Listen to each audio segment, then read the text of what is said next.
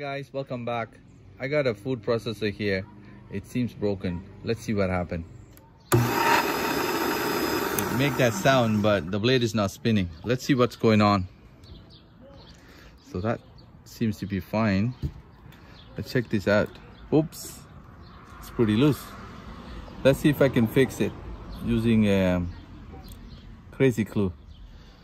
Okay, so I got the crazy glue. Let's see if we can solve the problem. Just put it everywhere.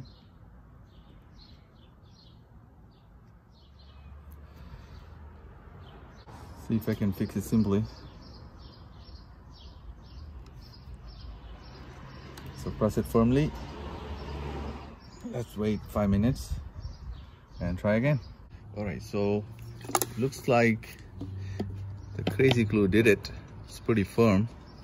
Let's try it if it works.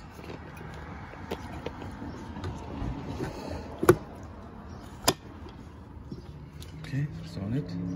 Wow.